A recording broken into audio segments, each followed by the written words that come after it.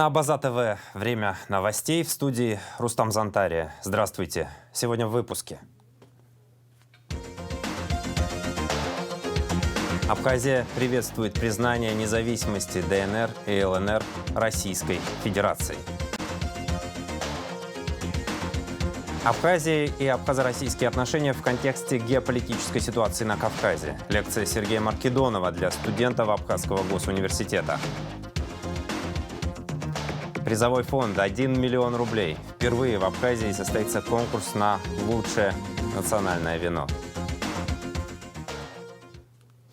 Начнем с главной новости в международной политике. Накануне президент России Владимир Путин подписал указы о признании Донецкой Народной Республики и о признании Луганской Народной Республики, сообщается на сайте Кремля. Также Владимир Путин и глава ДНР Денис Пушилин подписали договор о дружбе, сотрудничестве и взаимной помощи между Российской Федерацией и Донецкой Народной Республикой. Президент России и глава ЛНР Леонид Пасечник подписали договор о дружбе, сотрудничестве и взаимной помощи между Российской Федерацией и Луганской Народной Республикой. Начинается церемония подписания документов. Президент Российской Федерации Владимир Владимирович Путин подписывает указ президента Российской Федерации о признании Донецкой Народной Республики.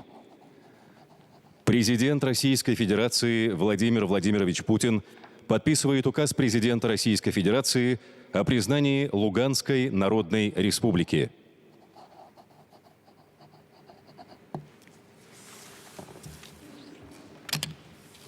Президент Российской Федерации Владимир Владимирович Путин и глава Донецкой Народной Республики Денис Владимирович Пушилин подписывают договор о дружбе, сотрудничестве и взаимной помощи между Российской Федерацией и Донецкой Народной Республикой.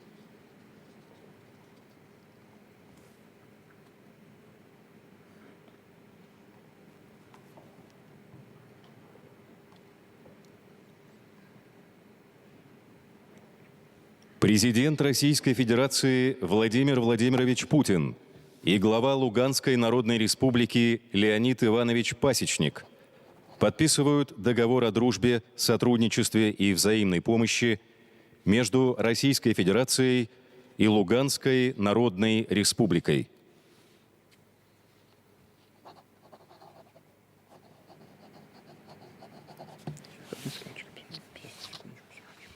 Сейчас, я знаю.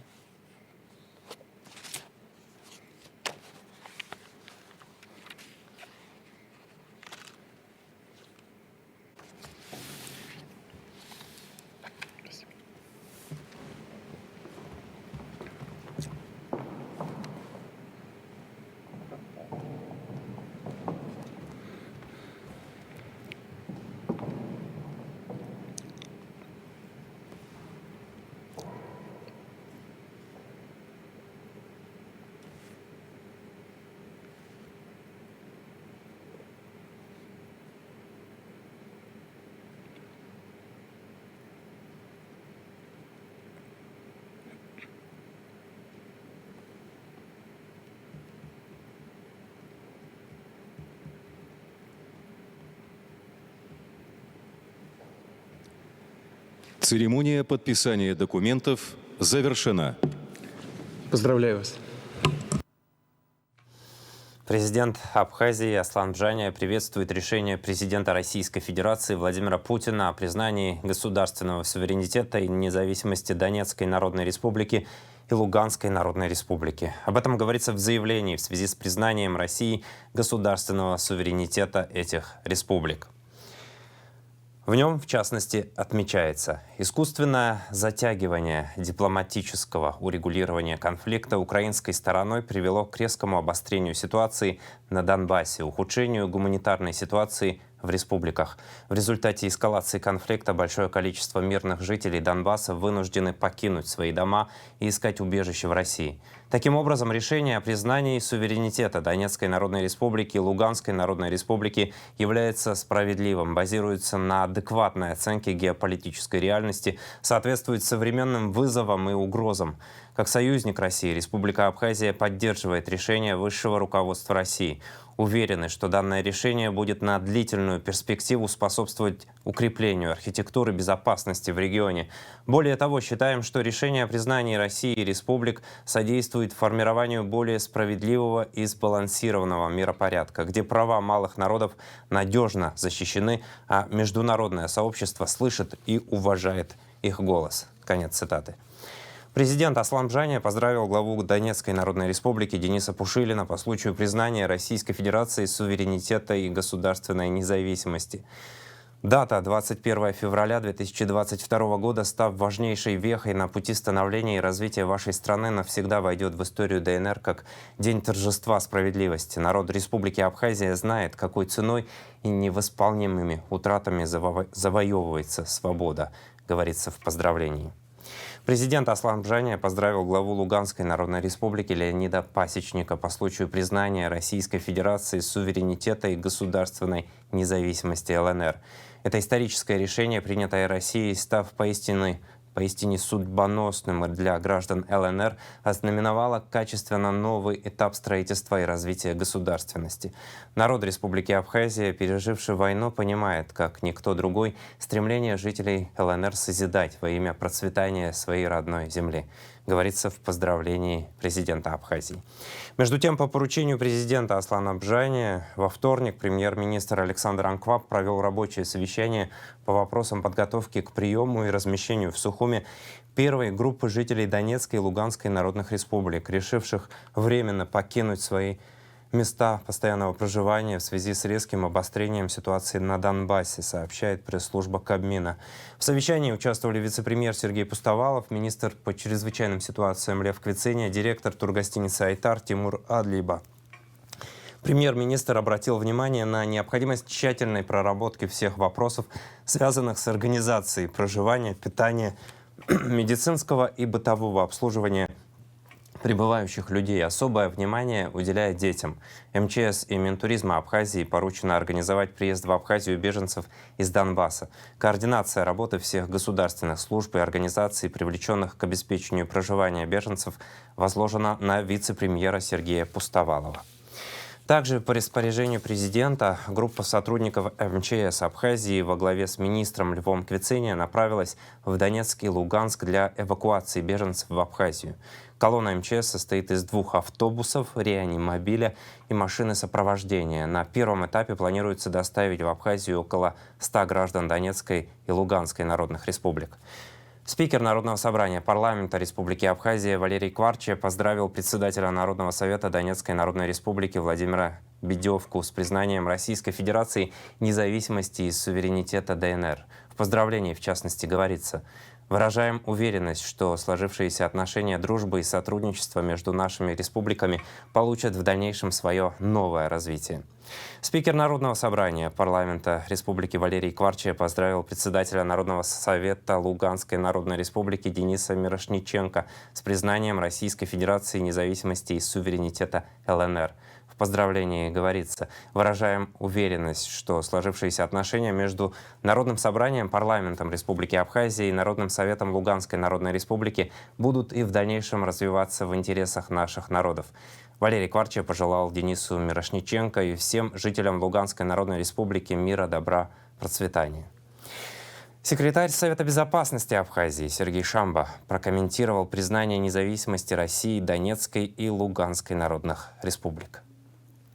Почему в свое время мы не признали тогда? Ну, на самом деле, обращение к нам было, это уже прошло лет 5-6, наверное, назад. И, кстати, я был тогда депутатом парламента, когда в парламент пришло. Но тогда президент Хаджимба попросил депутатов не принимать, потому что в МИДе России были против этого, так как еще надеялись на то, что в Минске проект, это да, Минские соглашения, они все это поломать может Минские соглашения и так далее. Хотя я был за то, чтобы признали. Ситуация такая была, тогда МИД России вот так вот не хотел тогда, чтобы это происходило.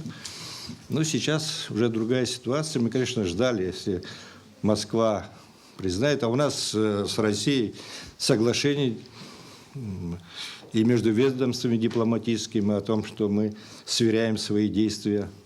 Я думаю, что сегодня мы говорили с министром иностранных дел, они тоже сделали заявление о том, что Абхазия готова рассматривать вопрос о взаимном признании. Президент Абхазии Аслан Бжани поздравил экс-главу Кабардино-Балкарской республики, сенатора Российской Федерации Арсена Канокова с юбилеем. В поздравительном адресе, в частности, отмечается: будучи главой Кабардино-Балкарской республики, вы внесли неоценимый вклад в ее процветание и развитие. Сегодня вы продолжаете активно работать на благо своего народа. Уважаемый Арсен Баширович, вы являетесь большим другом народа Республики Абхазия. Конец цитаты. Аслан Бжани подписал указ о награждении экс-главы Кабардино-Балкарской республики, сенатора России Арсена Канокова орденом Акцепша третьей степени за вклад в развитие и укрепление дружественных отношений между Республикой Абхазия и Кабардино-Балкарской республикой.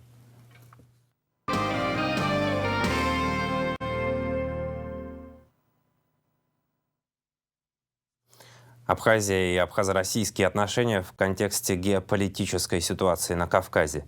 Лекцию на эту тему для студентов Абхазского госуниверситета прочел известный российский политолог, ведущий научный сотрудник Центра евроатлантической безопасности Сергей Маркедонов. В диалоге со студентами принял участие и секретарь Совета безопасности Абхазии, историк Сергей Шамба. Репортаж Анастасии Никоновой. Раз в месяц в рамках совместного проекта международного клуба «Формат А3» и Союза журналистов Абхазии нашу страну посещают известные российские политологи, журналисты и экономисты. На сей раз у студентов Абхазского государственного университета появилась уникальная возможность послушать ведущего научного сотрудника Центра евроатлантической безопасности и Института международных исследований, члена Союза журналистов России, главного редактора журнала «Международная аналитика» Сергея Маркедонова. Тема его лекции – Абхазия и абхазо-российские отношения в контексте геополитической ситуации на Кавказе. Если говорить про 2008, то с моей точки зрения ключевым поворотным пунктом был не сам 2008, он был следствием. 2004. Южная Осетия, которая была гораздо более урегулированная ситуация, чем в Абхазии, где 12 лет не стреляли. Там произошла разморозка конфликта, и дальше этот поезд приехал в ту точку, которая называется 26 августа 2008 года. Причинно-следственные связи. Если сегодня в российско-абхазских отношениях, которые вот на фоне такой турбулентной панорамы развиваются, проблемы есть, конечно. Мы не виноваты, что мы большие, вы не виноваты, что мы маленькие, но разная степень чувствительности, пороги чувствительности. Ну, для Москвы что такое? Ну, там купить какие-то объекты, там получить собственность, имущество. Да ерунда. В Краснодарском крае их получают там во много раз больше по соседству. А здесь малый народ, переживший войну, страшную демографическую катастрофу. Вот как? Откроешь, а потом не окажешься здесь, так сказать, в результате обслуживающего персонала. Этот вопрос возникает. Отсюда возникает тема гражданства, тема имущества. Появляются политики определенные. Я их не буду называть, это не корректно было бы, чтобы я там давал оценку внутриабхазским политикам, наверное, которые даже на этом спекулируют, говорят, нет, мы этого не дадим и так далее. Поэтому, если мы посмотрим с вами даже договор российско-абхазский, мы увидим, что там есть пункты, которые сложно согласовывались. И этот договор показывает, что здесь не речь идет о каких-то куклах, которых дергает кукловод.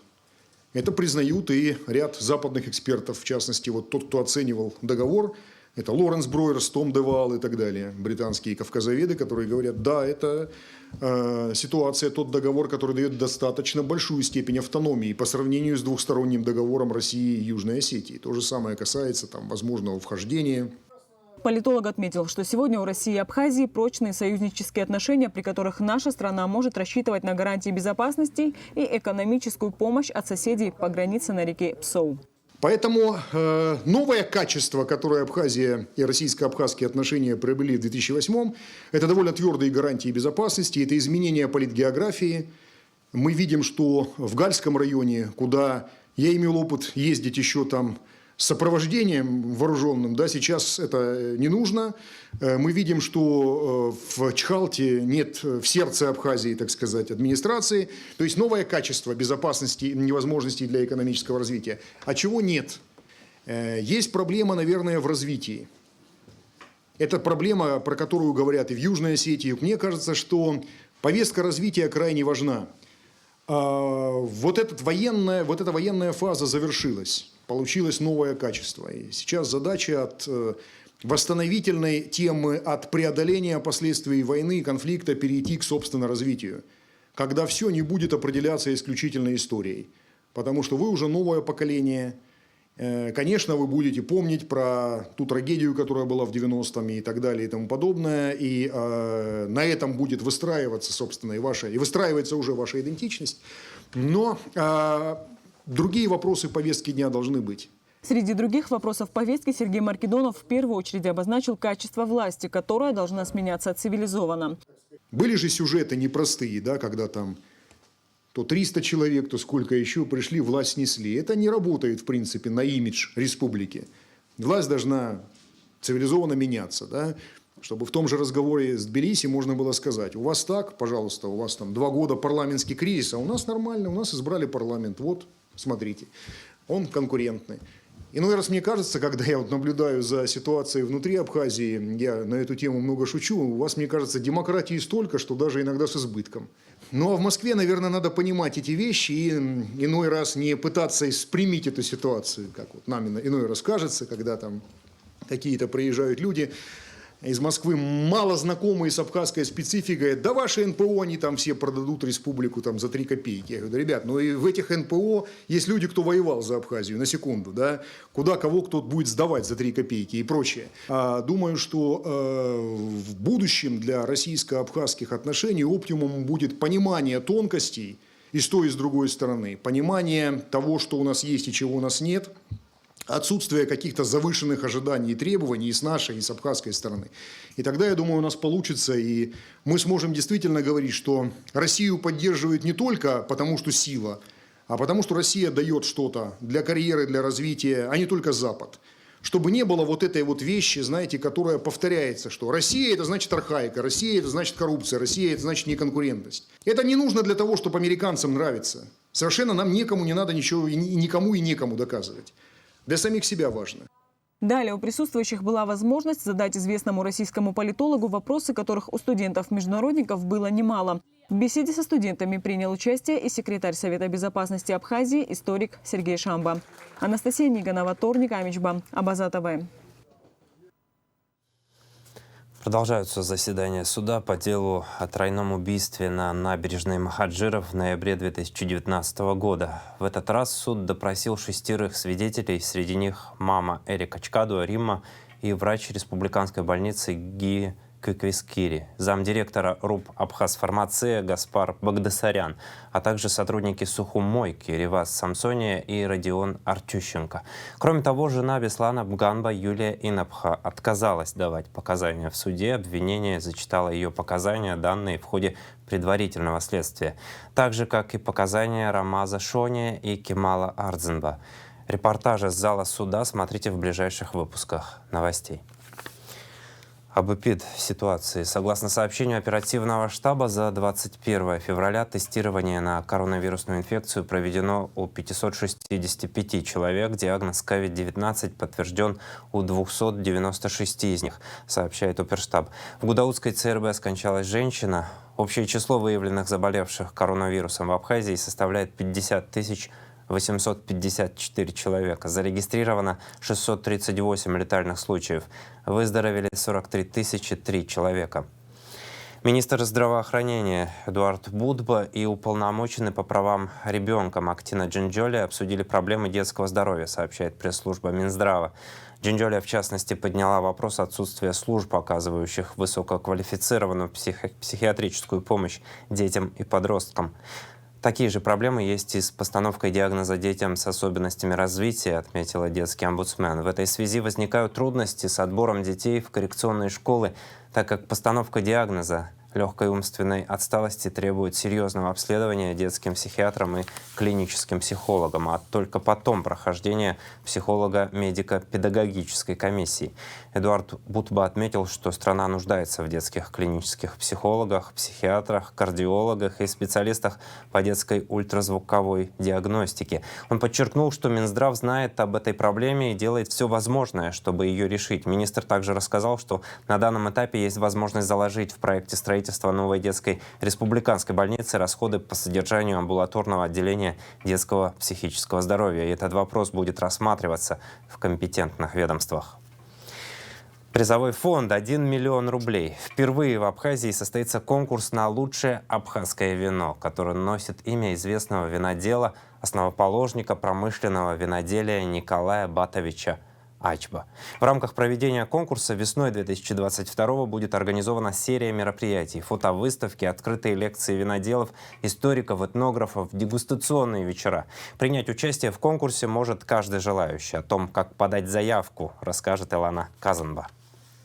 Накануне столетия промышленного винопроизводства в республике руководство компании «Вина и воды Абхазии» инициировало проведение первого национального конкурса абхазских вин. Мы надеемся, что...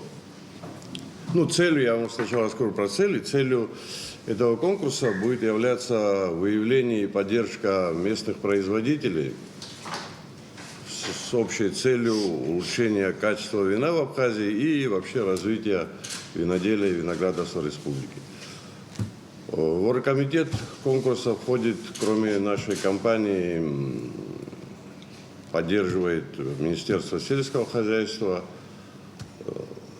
Госстандарт Республики Абхазия, культурно-деловая площадка ГУМа и несколько частных лиц, которые будут помогать в организации проведения этого конкурса.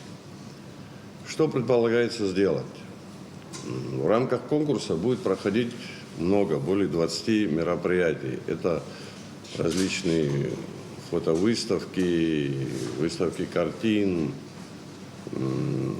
лекции виноделов и историков вина. Даже намечается такое интересное мероприятие, как пробег по виноградникам, забег по виноградникам. К конкурсу приглашаются все частные производители вина, за исключением крупных заводов. Я сразу скажу, что наша компания участвовать не будет. Не будет участвовать Шато Абхаз, Пицунский завод, да? Не будет участвовать Аргун Яшта и не будет участвовать завод, находящийся в Бабушера. Мы на самом деле приглашаем всех тех, кто делает не в огромных количествах, наверное, но свое вино у себя дома, где-то в деревне, в хозяйстве, в фермерском хозяйстве. Добро пожаловать именно для вас этот конкурс. Давайте выясним, кто в Абхазии делает самое лучшее вино. Конкурсные вина будут поделены на две категории – белые и красные тихие вина. Победители получат весомые денежные призы. Так, за первое место вознаграждение 300 тысяч рублей, за второе – 150, за третье – 50. Гран-при составит 1 миллион рублей. Между тем, подарки получат не только призеры. Участники конкурса получат от нас такой подарок в виде саженцев, итальянских саженцев европейских сортов винограда. Видимо, будут какие-то специальные призы от различных членов оргкомитета и учредителей для разных типов вин. Это уже по желанию учредителей. Будет такой специальный приз от нас. Победители конкурса будут иметь возможность, вернее, мы им предоставим возможность оформить их вино на нашем предприятии с указанием этикетки и названия самого производителя. Мы разольем эти вина по бутылкам и будем готовы продать. Ну, это опять же, по желанию самих производителей. Заявки будут принимать с 28 февраля по 20 апреля. Финальная дегустация пройдет ориентировочно 29 апреля. Заявки вы можете оставлять по указанным телефонам, на почту присылать. Слушайте, в конце концов, дозвониться до любого из нас, до сотрудников предприятия можно всегда. То есть ваша задача наших виноделов каким-то путем передать нам, что он хочет участвовать в этом конкурсе. После этого к нему выезжает наша комиссия, которая отбирает образцы на месте, помогает заполнить заявку, опечатывает то количество вина, да, я не сказал, минимальным количеством вина для участия в конкурсе будет 200 литров. То есть мы считаем, что винодел хотя бы 200 литров за сезон сделать должен. Вот. Мы опечатываем это количество и забираем образцы на конкурс. К этапу оценки вин организаторы подошли более чем серьезно. Жюри составит около 15 человек. Все они именитые эксперты. Приглашены такие светила современного виноделия, по крайней мере, СНГ,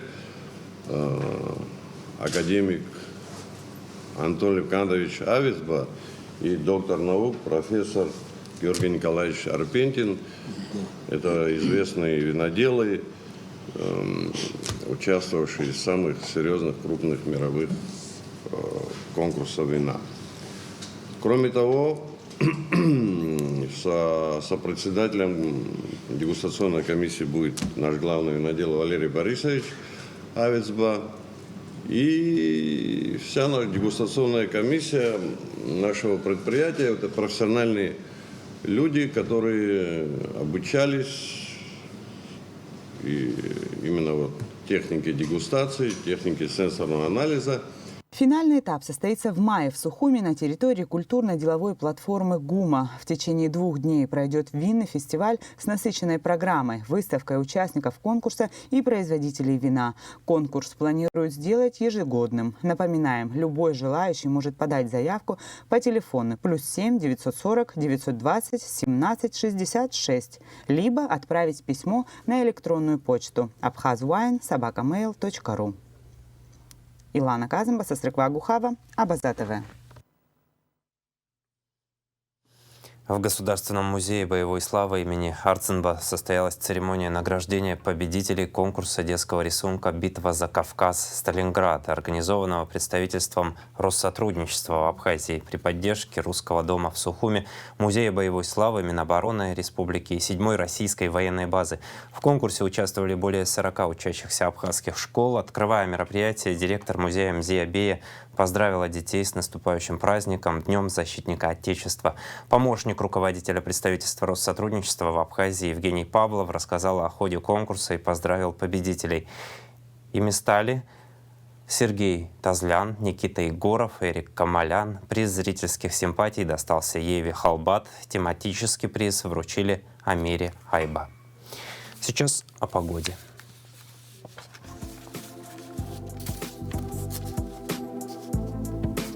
В среду, 23 февраля, в Абхазии переменная облачность, без осадков, местами возможен туман. Температура воздуха ночью от 3 до 8, днем от 12 до 17 градусов, температура морской воды 9 градусов.